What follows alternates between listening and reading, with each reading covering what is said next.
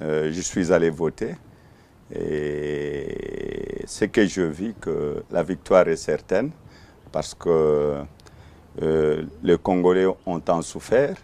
Le régime actuel n'a pas de bilan, donc ils n'ont pas de leçons à donner à la population congolaise. Et leur problème aujourd'hui, c'est la calomnie et le mensonge. Vous savez, la campagne d'abord, je remercie d'abord les seigneurs, on est sortis vivants. Et à Moanda, il y a eu des tirs à balles réelles. Et c'était seulement les gens de la majorité qui pouvaient faire la campagne normalement dans notre pays. Dans une interview à Top Congo, Jean-Pierre Bemba a tenu des accusations graves contre vous. Il vous accuse notamment d'être capable, je cite, de marcher sur des cadavres pour vos intérêts personnels. Souhaitez-vous répondre à ces vives critiques de Bemba? Mais qui a marché sur les cadavres? Qui est rebelle dans ce pays? Qui a tué ses frères pour se positionner, pour être président de la République? Vous aviez déjà entendu Moïse Katumbi marcher sur des cadavres? Qui a tué les gens à Kisangani? Qui a pris les armes? Moi, je ne peux pas répondre à quelqu'un, peut-être qu'il ne sait pas ce qu'il a fait dans cette vie. Est-ce que vous m'avez déjà vu à la CPI? Vous m'aviez vu tuer des Congolais au Congo? Vous m'aviez à Kisangani? Il y a encore des familles qui ont perdu leurs parents à l'est du Congo. Vous m'aviez vu aller dans d'autres pays et chercher d'autres pays voisins pour me soutenir? Non, mais ça...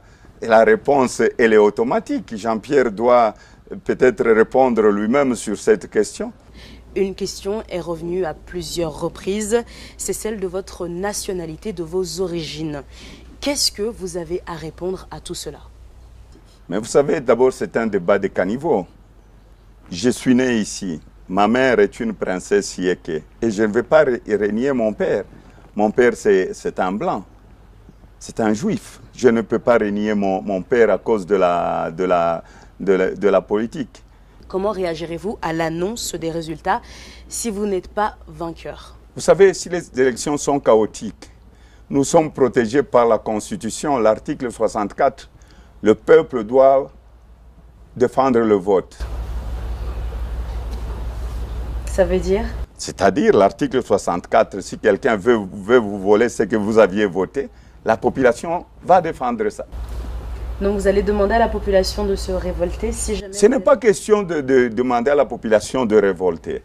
La population doit défendre le vote. Et la population est prête. Et on l'a dit pendant la campagne, vous devez défendre le résultat. Restez sur le bureau de vote, sur chaque bureau de vote, jusqu'à ce qu'on puisse afficher le résultat bureau de vote par bureau de vote. Et je serai avec cette population parce que ma constitution le permet.